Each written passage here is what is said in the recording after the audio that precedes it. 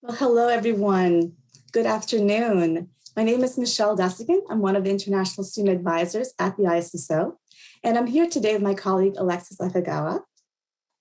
Hello, everyone. Thank you so much, Michelle, for the introduction. I'm an international student advisor here at the ISSO. I'm feeling relaxed and happy and so glad to be here today with everyone. Thanks, Alexis. We are so happy to be with you today to talk about optional practical training, OPT. Yes, in our immigration advising world, we use a lot of acronyms, and this is one of our favorites. So at the end of our time today, we hope you're going to know a lot about OPT and the process, and we hope you'll leave our presentation feeling confident and empowered and ready when the time comes to submit your OPT application. Our goal today is to provide you with the tools and resources and information you'll need to know to make your informed decisions as you plan for your next steps after graduation. We want to help you navigate the jungle of immigration regs that can times be very overwhelming.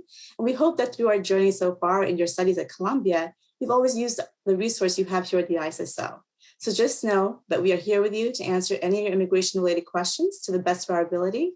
We're here for you, and you got this. So please note the information that we will be covering today in this session is for those only in F-1 status who are considering the option to work in the US after graduation. All the information covered today is explained more in detail on our webpage. We also have a webinar recording on our webpage, and there'll be 2 more webinars later this month. So there's a lot of great information at your fingertips. So let's get started. So this may sound like you right now. We know you have a lot of questions as you'll be graduating soon. We want to help you with these next steps. You may say this is your final term. You're trying to figure out papers and exams, and also you want to make sure you have a job ready for after graduation. So it can be a little stressful. And you may have heard of this OPT, but not sure really what the process is. For those who this is their final term, on behalf of all of us at the ISSO, we just want to say to all our May 22 spring grads, that you're almost there. We congratulate you on making it this far. We know it's been a challenging couple of years with everything going on, but you've made it. So we wish you all the best as you complete this final term. And for those who are listening who may not be graduating sometime in the near future, but a little bit later, we're happy that you're getting a head start as you plan out the next steps. So before we get into our presentation today, we'd like to take a quick poll just to get a sense of who's on the webinar today. We have 3 questions that we'd like you to answer. We want to know if you're in your final term, how many, if you applied maybe OPT before, and what your degree level is. So maybe you're doing your bachelor's right now or your master's. So take a moment and just let us know where you're at, and then we will see where we're at. So as people are answering questions here, oh, there we go. Well, as people are answering, I'll just say this. There's a lot of very important information that we're going to cover in this session. And so we really appreciate your undivided attention during the presentation. So therefore, we're going to ask you to please hold off submitting any questions at this time, because we're not going to be answering them during the presentation, as we believe our presentation will cover most of your questions. But if you do have any case-specific questions, we really would like you to email us directly at issa@columbia.edu, and we'll be happy to go over any particular question. You know, as each person's case can be so different, we really need the time to review your record before we can give a thorough response. So if you think of a good one, that's a question that will be beneficial to all, just make a mental note and we'll answer that at the end. So let's take a look at our results here. It looks like majority of you are in your final term, which is what we thought. So when we go through our presentation today, we're going to use a lot of dates specific to May graduates, just to give a clear sense of, since we have so many who are finishing this semester. It also, so most haven't done OPT before. It looks like some have, and maybe you did it at a different degree level, or maybe you use it while you're in your current program of study. So you have some familiarity, but it's always great to check where things are at this time, as immigration rules can change. So we're glad that you're joining us as well. Let's see here. And in degree level, so majority are at their master's. Great. In terms of just one thing I'll note for those at the doctoral level, since end dates can vary and there's different factors to consider, we definitely encourage you to reach out to us so we can go over your particular case.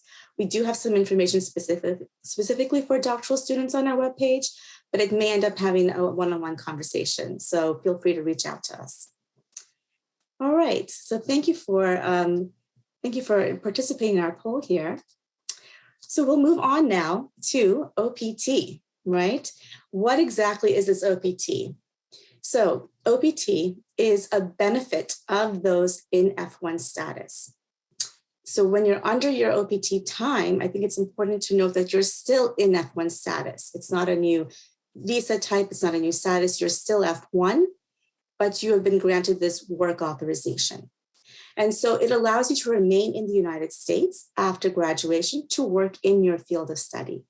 And this is what we refer to as post-completion OPT. You get 12 months of OPT at each higher degree level.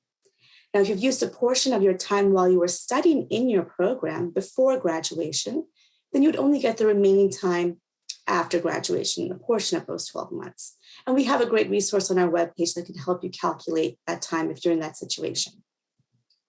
I'll also say here that employment must always be directly related to your field of study. And you are always responsible for explaining that connection if ever asked by the government. Now, in terms of eligibility, it's important to note that you must be enrolled in a full-time degree or qualified certificate program in an active F-1 status for at least one academic year, which is 2 consecutive semesters. And you must have arrived in the US within 30 days from the start of classes during your first semester of entry in order for that time to count towards practical training eligibility. Also, you must be in the US at the time that you submit your application to USCIS. Now, I know things have been a little bit off cycle in the past couple of years with everything happening. Maybe you've been abroad and maybe you're only coming back for the fall 2021.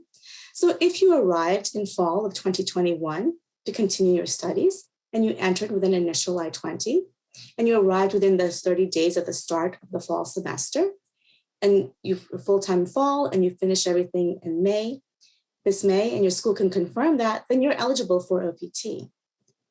It's also important to note that if you did enter the US this spring, this semester, with an initial I-20 and plan to complete this May, you would not be eligible because you would not have been here for one semester. You've only been here for one semester and you need to be here for 2. So please keep that in mind.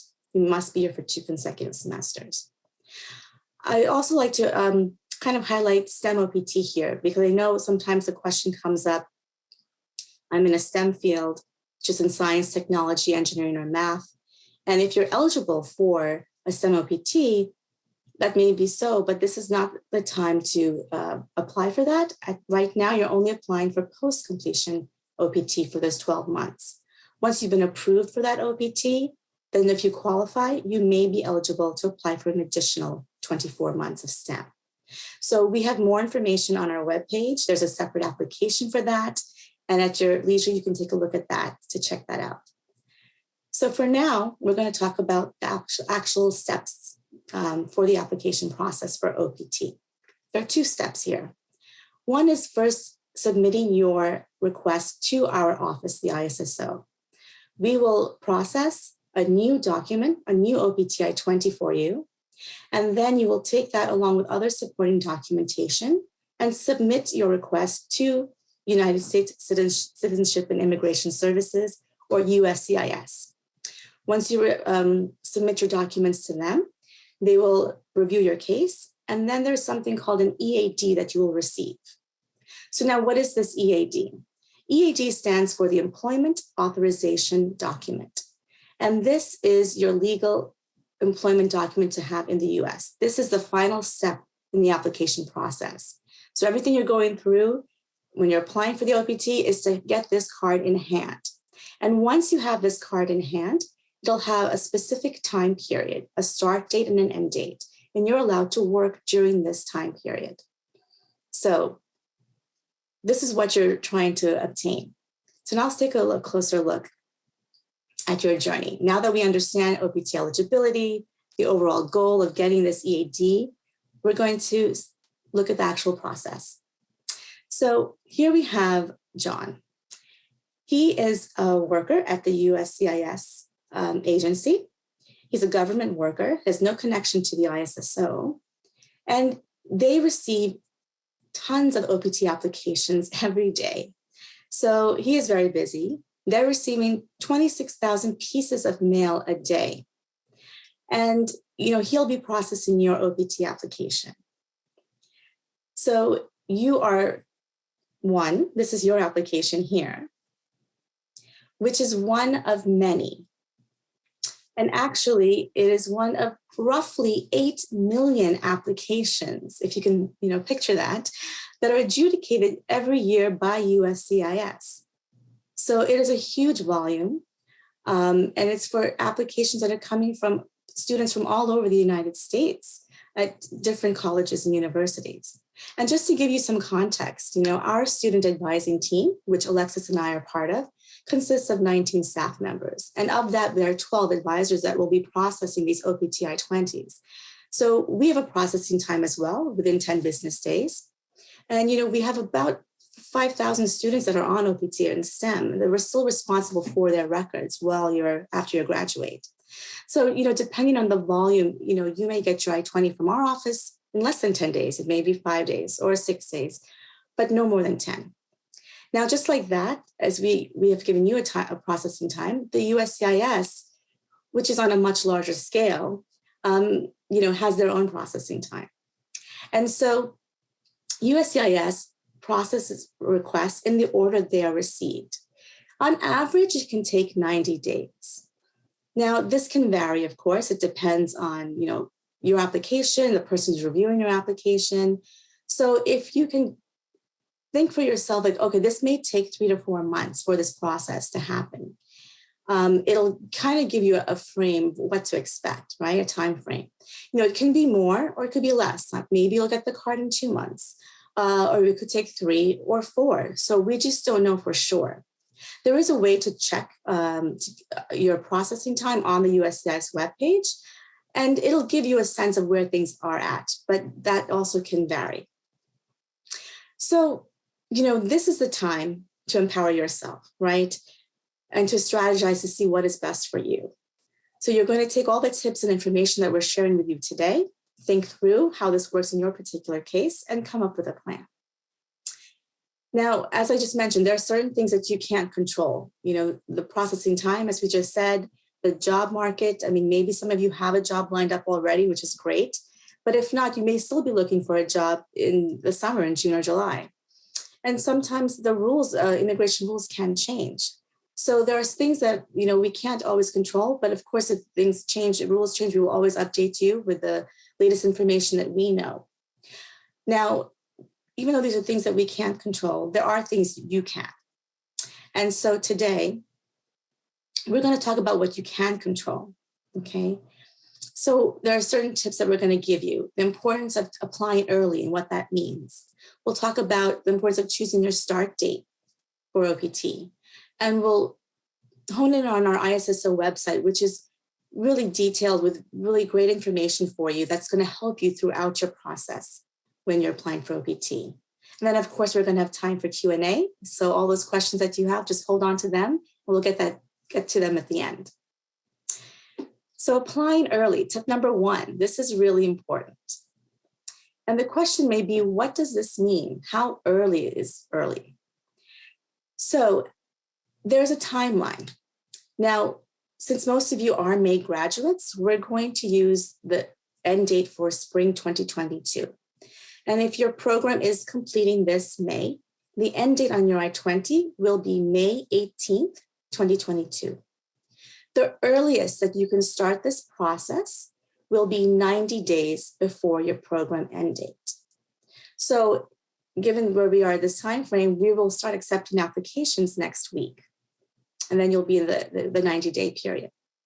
Now, the latest that immigration can receive your application is also, there's a time window of 60 days. So from the program start date, USCIS must receive your application before the 60th day. And if you are a May graduate, then USCIS must receive this application before July 17th of 2022. So it doesn't mean that you wait till end of July to start applying. Of course, we strongly advise against that. We want you to apply earlier. So because the earlier you apply, the better for you. Now, there are some things to keep in mind because everyone's case is going to be different. And in these next few slides, we're going to highlight things to keep in mind as you go through this process. So I'm a person also who likes to make a lot of pros and cons lists, right? When you make a big decision, you want to figure out if it makes sense doing it this way or that way. And when you're applying, we want to look at what's the advantage of applying early with an early application as opposed to a late application. When you apply early, you have more control in the sense of if there's anything wrong with the application process, maybe it's rejected, or if there's a denial or something, you'll have time to address those concerns because they'll have to mail something back to you, and then you can respond and make sure it's done in an appropriate time frame. So you'll have more time to address any problems in that way. Sometimes if they need some more information, they may send something called an RFE, which stands for Request for Further Evidence. So this way you'll have time to respond to things. You'll also, the hope is that if you apply early, you're also going to get the card sooner. And then once you have the card, you're ready to look for, show an employer that you're ready to work. So that's also an advantage. Also, you want to think about your mailing address, right? So it's more reliable. This is really important because we want to make sure that you get that card that they send to you in the mail.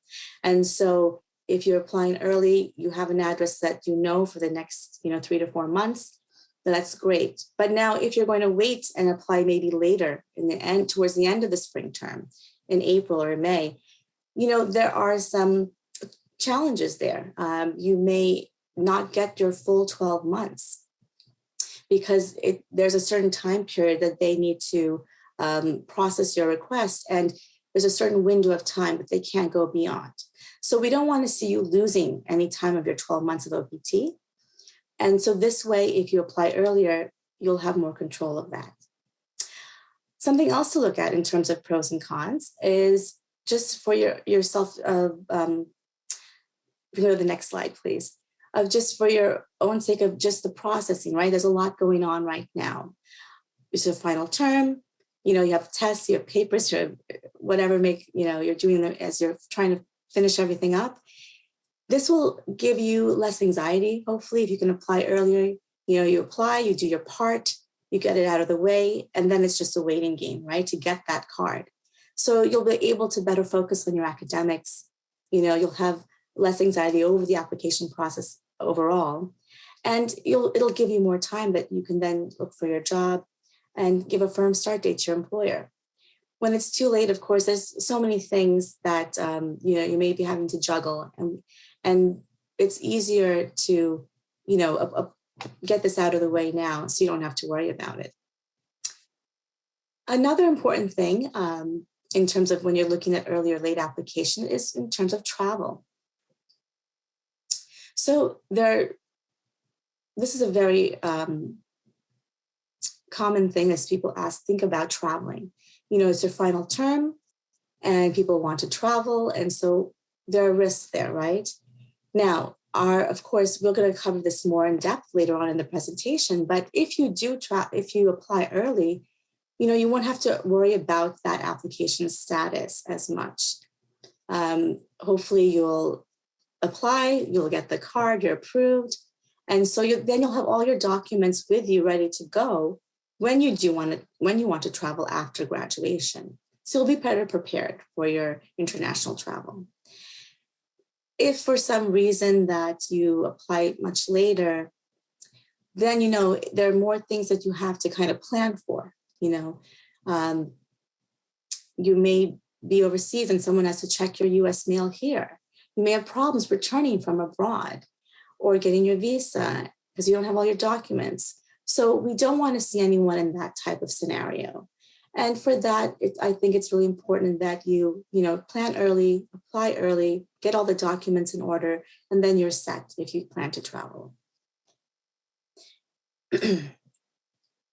So another very big question that we get, a common question, is about A job offer. Do you need a job offer to apply for post-OPT?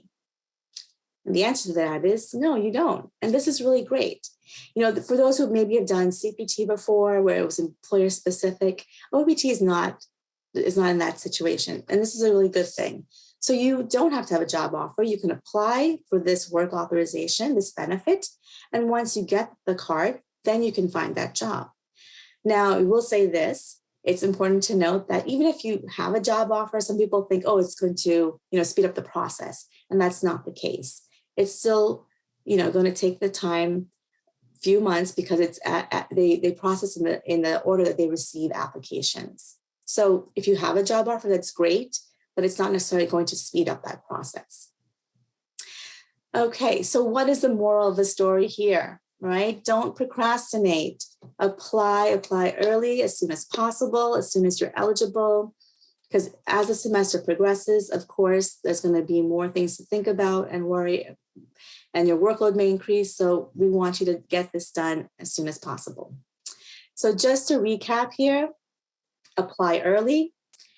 We don't want you to apply late, so there's higher risks of potential problems. And don't worry, you don't have to have a job. You can just apply for it and then find that great opportunity. So I'm going to now turn it over to my colleague, Alexis, who's going to cover the next section. Thank you so much, Michelle. All right, so what Michelle was saying is true. You need to stick with a date. It's up to you to work with your department administrators, director, or career services to know when is a good date for you. The ISSO, we advise astrophysics students, art students, law, government, engineering. We don't know what's the norm for you in your industry. We defer, therefore, to the experts, and those are your academic and career services personnel. So whatever date that you choose, right, OPT begins with your start date. Like Michelle said, you can apply to the ISSO as early as next week, February 17th. And we will start processing the same thing, to be fair to all students, in the order in which they're received.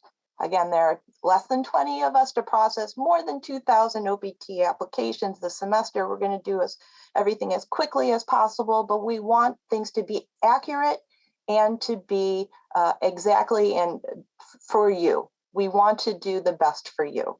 So again, we need you to tell us which start date that you want and what is best for you. And we can't process the application without that start date. Next slide.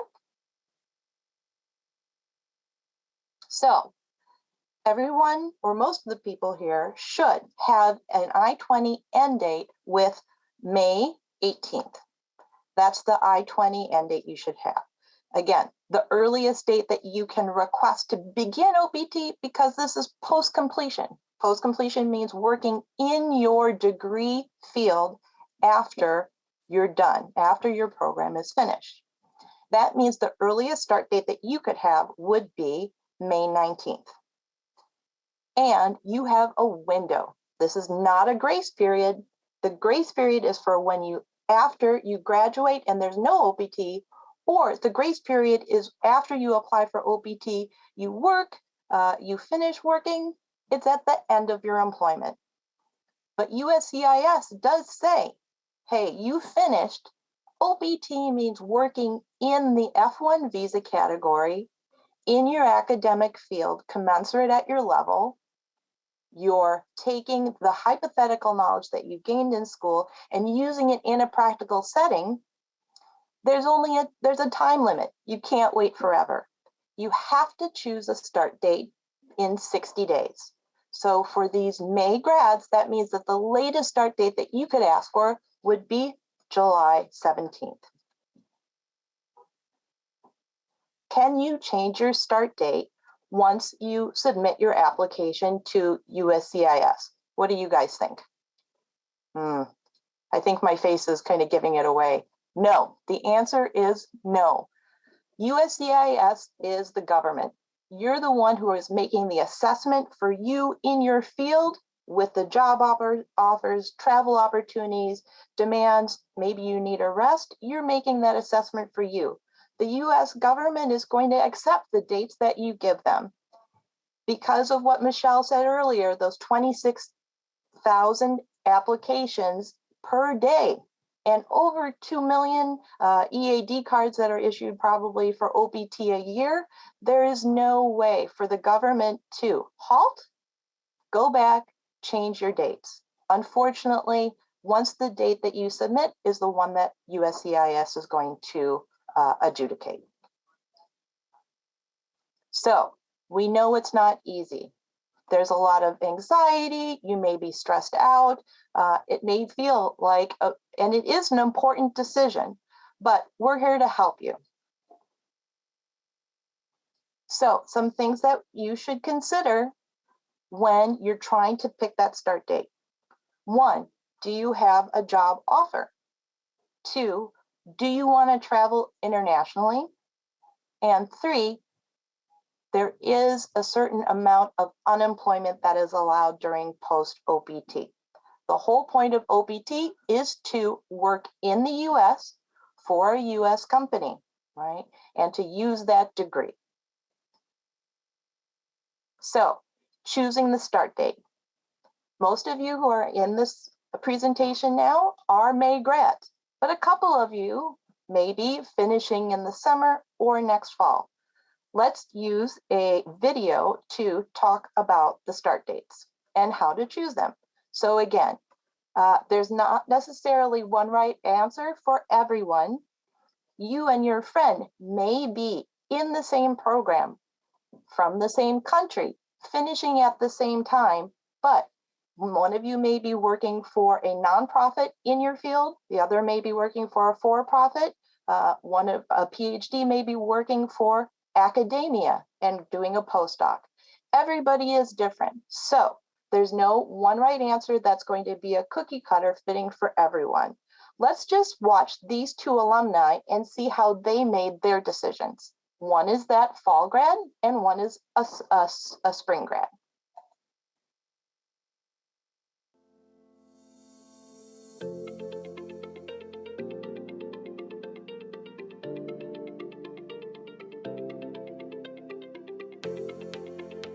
Hello! Thanks for joining us today at Ask the Alums. As an international student at Columbia, I know I'm not alone in feeling very stressed about applying for post-completion OPT, especially choosing the start date. I know I can choose a start date from any of the 60 days after my I-20 program end date, but it's so hard to know what's the right one to pick. If you have a job offer, it's easy. Your requested start date would be the day your employment begins. But for the rest of us, it's not so simple. It can take an average of 3 months for USCIS to process OPT applications, so we can't really wait until the last minute to make a decision.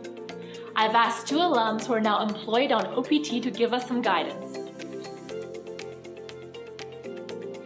Tell us how you chose your OPT start date. Sure, so I was a May graduate, so I had to choose a start date between the middle of May and the middle of July. I didn't have an offer at the time of applying for OPT and I was still looking for a job. I knew I didn't want to choose an early start date right after graduation because I was worried that the 90-day clock for unemployment would begin before I started work. What do you mean by the 90-day clock? Well, OPT regulations allow you to accrue a total of 90 days without employment throughout the entire period of your authorized OPT time. Days of unemployment start counting from the start date on your EAD card. Exactly right. So my first thought was to choose the latest possible start date in July to be on the safe side and to maximize the time I might need to find a job. Huh, that sounds like a good plan. I thought so too. I thought I could change my OPT start date if I found a job that started earlier, but when I checked with the ISSO, I learned that you can't change your OPT dates while your application is being processed. Bummer, that really locks you in. Yeah, not only that, I had to travel abroad in late June.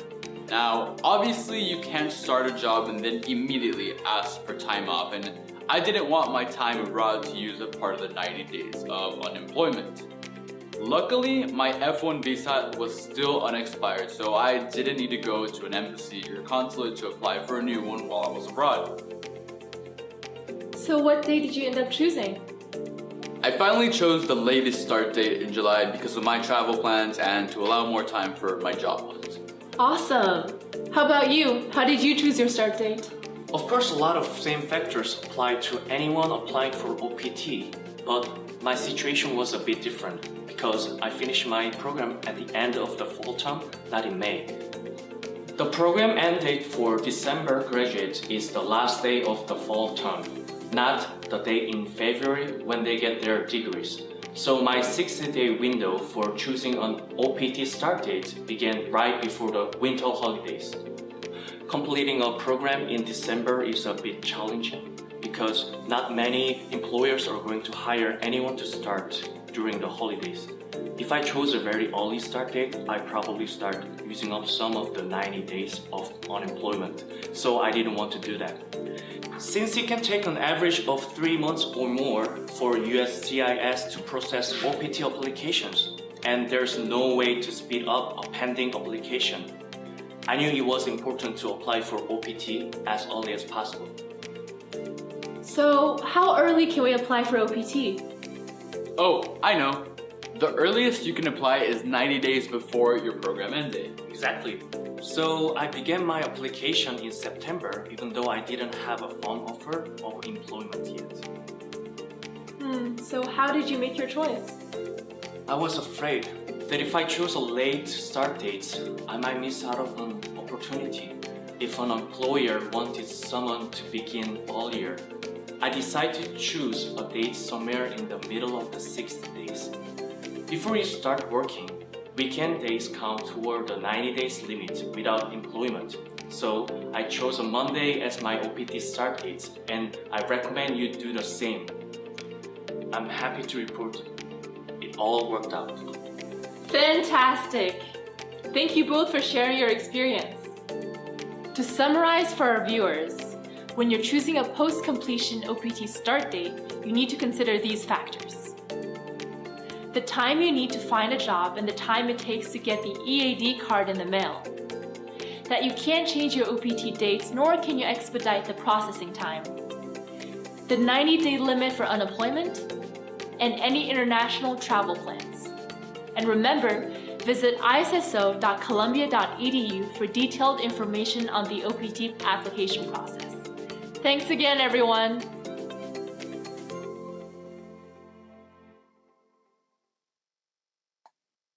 And I just want to say thank you to the student workers and our communications team.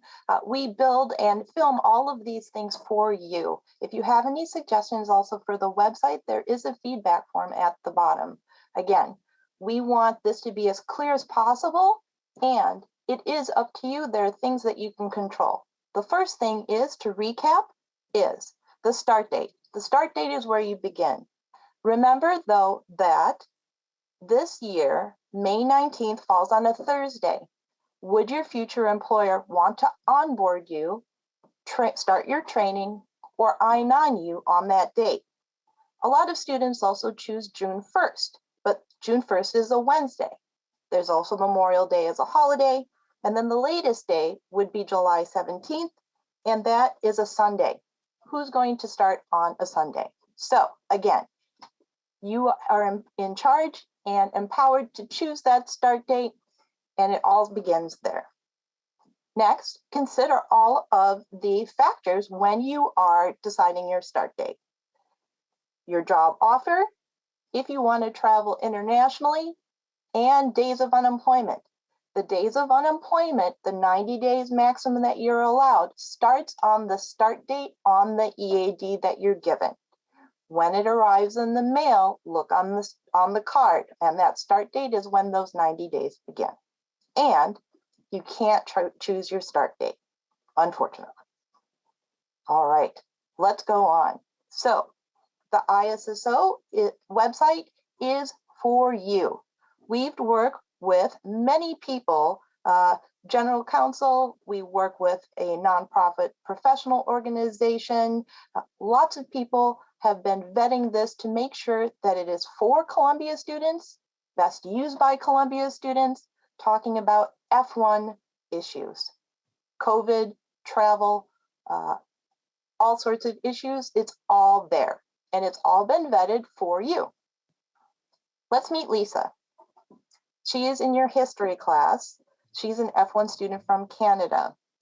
Now, instead of using the ISSO website, she's the one who's telling you that you don't need a valid F-1 visa when you travel during OPT as long as you have your EAD card. Is this true? Should you trust her? Let's see. What do you think? Well, you're right. The answer is no. Lisa may be right for her as a Canadian because only Canadians are exempt from getting a visa at the Department of State through an embassy or consulate. Everyone else still needs to have a valid visa to re-enter the United States. So again, the ISSO website breaks down the criteria for travel, unemployment, OPT rules. And if you have questions, you are as an individual, we want you to contact us. The website, though, is available to you 24/7 all the time, right? It is up to date. We take all of the important updates from USCIS, the Department of State, Customs and Border Patrol, ICE, and we distill the facts down and how they impact you in our news site, and then we also update the OPT page. We send it out to you in newsletters, but again, we'll be putting any urgent messages on the ISSO website. It is mobile friendly and reliable. We want you to trust this. Even though there are many search engines and lots of friends, we want you to come to us because we're getting the information about immigration directly from the source. So the ISSO website is going to be your new best friend. It's my best friend. I use it every day, all day. And we worked with experienced designers, content strategists to make sure that this is the best available tool for you. Everything you need is there. Charts, graphics, date calculators, videos, webinar, all these things, including the updates and resources page. Now, this is great because it has FAQs, things that you may be thinking. I'm sure your colleagues and peers are also having the same kind of questions. The frequently asked questions are there, including other university resources like health insurance or housing, COVID-19 resources, like testing, travel, if there is a quarantine or other updates that may be happening for New York City or New York State in the future, right? Travel information, what kind of documents are needed. We will post anything that we get from Customs and Border Patrol, who we work with very closely at JFK in Newark. We meet them on a regular basis. So whenever they have information, we post it there. We also have a video library. So like Michelle said, some of the last webinars that we had, and if you can't wait for this one to be posted or the next couple OPT webinars, in the video library, we have a post-OPT webinar from last year. So let's take a tour and make sure that everybody knows where to find this information.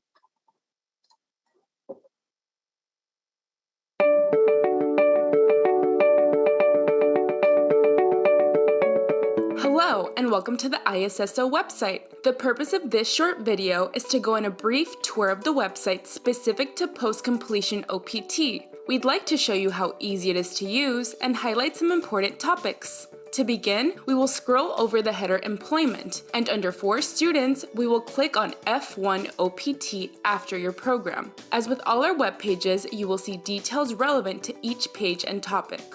As we continue to scroll down, we'll see quick links indicating what is covered on the page, such as eligibility, important information to know before you apply, and an application process overview. As long as you carefully follow our ISSO instructions, there should be no issues with your OPT application. Here, you can see our OPT calculator, which you can use to figure out the range of dates you can choose from for your start and end date of OPT. We would now like to highlight another important topic, travel during OPT. Information on this topic can be found by hovering over our Visas and Travel tab. Under For Students, we'll select Travel during F-1 OPT. It is important to know if you are traveling and plan to return before the program end date on your I-20, since your re-entry will be based on your return as a continuing student. In this scenario, your OPT application has no impact on travel regardless of whether it's pending or approved, since you're currently enrolled and will return to the US before the end of the semester. With the pending OPT application after your I-20 program end date is passed, we recommend that you remain in the US until your OPT application is approved. This is because if you're abroad and your OPT application is rejected or denied, you will no longer be eligible to enter F-1 status to apply again for post-completion OPT.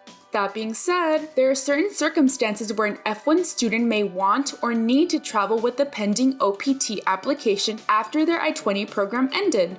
If this is your situation, please see the documents here. These are the documents that we recommend you have with you when you request entry back into the US. We also recommend flying to JFK or Newark, as we have interacted with those CBP, Customs and Border Protection officers. Finally, with an approved OPT application and your EAD in hand, traveling as an F-1 student is far less complicated. Below, you will be able to see the documents that you require as you are still in F-1 status while on OPT after graduation. Thank you!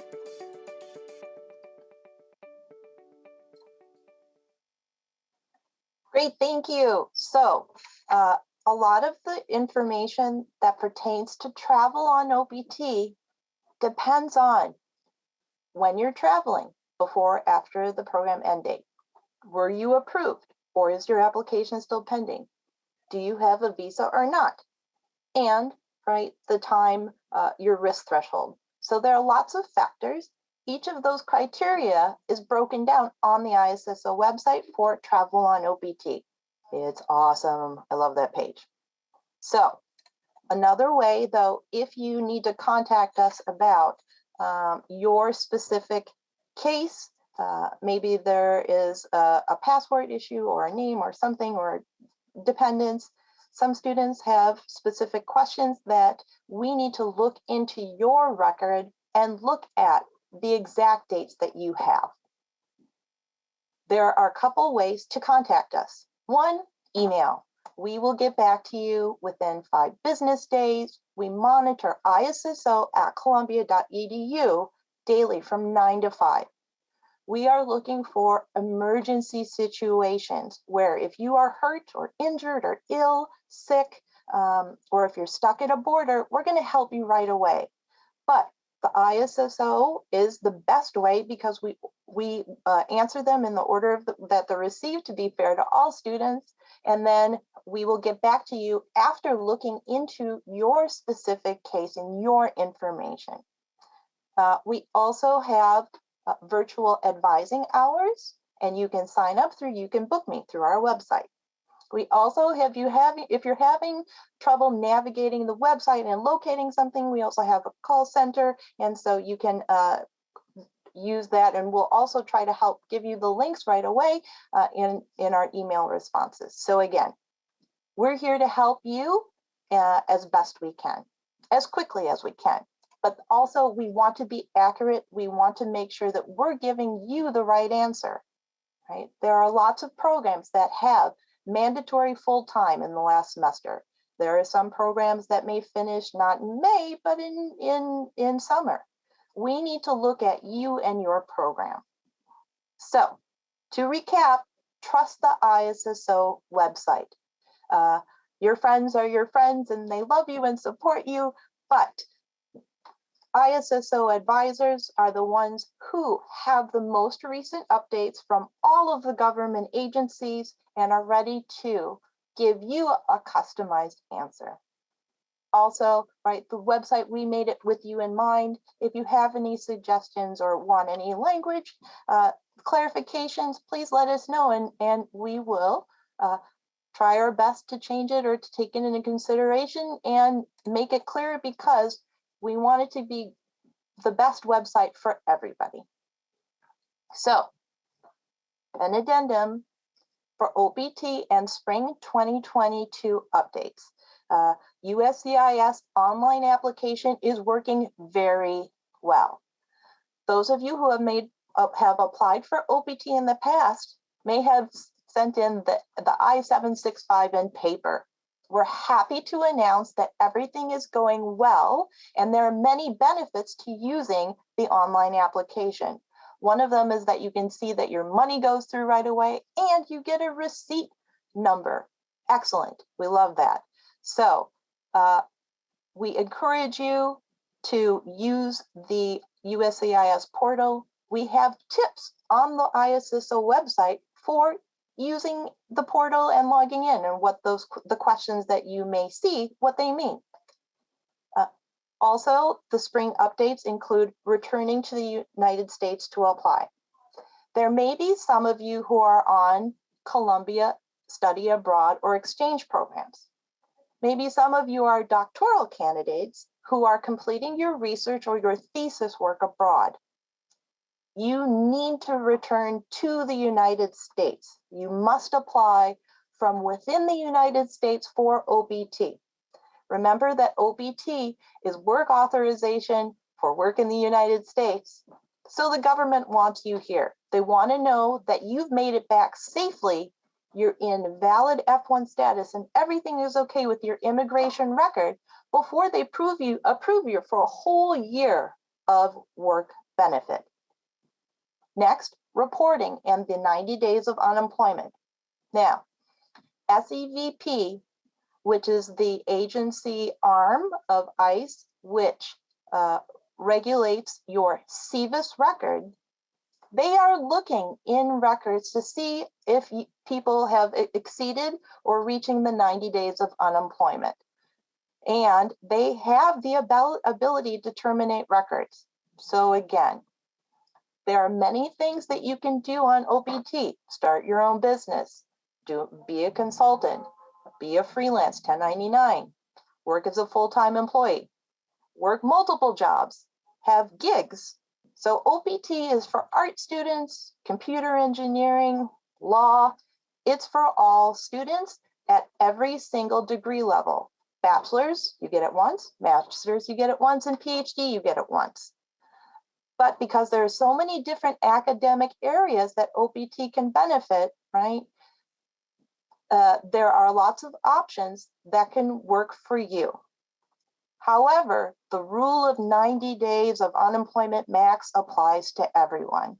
The whole point of OPT is to be in the United States and working in your academic field. So, unfortunately, if you run out of time, you need to leave the United States. There is no grace period if you've reached 90 days of unemployment. Once terminated, the ISSO may not be able to help you reactivate that SEVIS record. And if you find a job, let us know. We serve almost 5,000 approximately or more alumni who are working on OPT and STEM right now. We don't know if you changed jobs or if you get a new job or have two jobs simultaneously. All of those changes you need to report to the ISSO through our website. So let's go back to John. Your application is important. You've worked really hard to get to this stage. Congratulations, we're so happy for you. We don't want you to get lost. So again, there are things that you can control. Your application is one of many, but we know how hard you worked, and this is the beginning. You will continue to reach back to the ISSO and continue to use our website to stay informed and to report any changes. Again, the ISSO website is not just for current student, but OPT is still an F-1 visa. we give updates and have updates for you as an alum working on OPT and OPT STEM extension. Come back to us. So here's you. Your application is one of many, but that's okay. If you follow all of the instructions, next slide, you'll be good. You will have we want you to have a successful application. There's some things that you can control, again, like Michelle said, about the labor market, timing, but there are things that you can. So, next slide. Stay informed, keep abreast of all of the government updates. Next. And here are the things that you can control. Apply early, choose your own start date, and use the ISSO website. So you do have the power and can make this process pretty easy. So thank you so much. We're going to be taking some questions and answers now. And on this last slide, again, bookmark these links and follow us on Twitter, Instagram, and Facebook. We will send out reminders, timely notifications, and things that are important to you. That's another way to keep in touch with us. So I see we have questions already. I'm going to start with the first one, and then maybe Michelle, if you want to take the second one. The first question that I see here is, I have stayed in the United States for a year and a half, but in the last semester, in my final term, I have a course load where I'm only taking 9 credits. Does this affect my application? So it depends on your program. Like I said before, there are some programs where you must be full-time, but you've probably talked to your academic advisor, your program director, or your dean about this. There are many programs at Columbia in where your fellowship or scholarship, your funding source, and your academics say that you don't need to be full-time. You don't need to have 12 credits. You're okay to have 9 credits. So if you're okay academically, yes, immigration-wise, you can be less than full-time during your final semester. Immigration says it's okay this last semester to be at 9 credits because that's all you need to finish your program. Just note that if you miscalculate and make a mistake, we can't extend your I-20. You can't get an extra semester of your program once you commit to that 9 credits less than full-time. Once you commit to the 9 credits, that's it. You have to apply for OPT. All righty. Michelle, do you want to take the next question? Great. Okay. Thank you, Alexis. Thank you. We see a question of, can employment be based outside the US? So as we mentioned earlier, when OPT is given, it is for employment in the United States for a US employer. So this is very key. And so you want to make sure that you are working with your employer. If they're an international company and they have a US branch, you want to be working out of the US office because employment must be in the United States. Great, thank you. So I'm in year 2, my last semester of my master's degree. My first year was out of state, probably out of the country because of COVID. My last semester, right, I only need the 7 credits to graduate again. Does this affect my OPT? So no, there may be some programs, like Michelle mentioned, if you're, or I mentioned earlier, where if you're a summer grad, you may want to include your transcript to prove that you were here for that whole year. But again, if you're here for the whole year, the 2 consecutive semesters with physical presence inside the United States, you're okay. If you're really, really worried, you can upload your transcript as supplementary evidence into your USCIS account, and the adjudicator at USCIS will see that you were here. But again, if it's okay with your program and your funding sources, immigration-wise, you are allowed to be less than full-time during your final semester.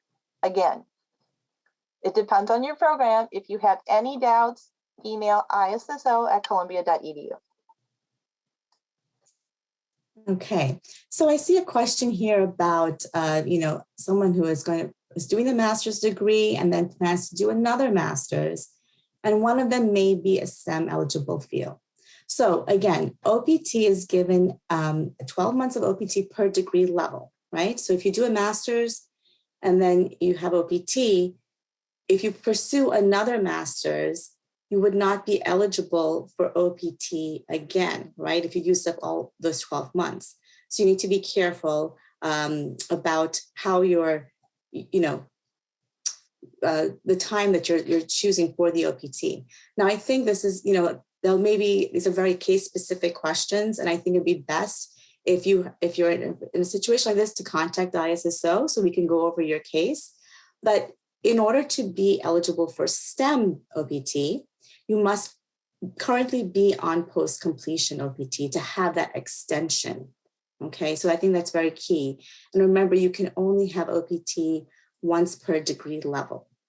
But feel free to reach out to us and we can go over your particular questions as we can get a better sense of your record and see where you're at in the process. So I think we're running out of time. Many of you have an on-campus job or another class, or you're trying to finish up all of your coursework for the week. So this is going to be the last question. All the other questions, please email us. And so we can, again, look at your record and email you individually. How are processing times looking this year? Is there a chance of long delays? So again, most students in the United States are probably going to graduate in April, May, and June. So there is probably a bell curve that the USCIS encounters for a peak of applications. That said, what we've been seeing is 2, 3, or 4 months. So probably average 2.5, 3 months. I haven't seen very many that are taking 5 or 6 months. Again, that would be an anomaly. Hopefully you are going to be great. There's going to be no problems and you'll get your EAD card, within 3 months or so. So thank you so much, everyone, for being here. Thank you, Michelle, and thank you, everyone at ISSO for making this happen today. We are so pleased to have you here. Good luck in the semester. We look forward to helping you in the emails, and we'll see you soon. Thank you so much. Bye-bye, everyone. Bye, everybody. Thank you.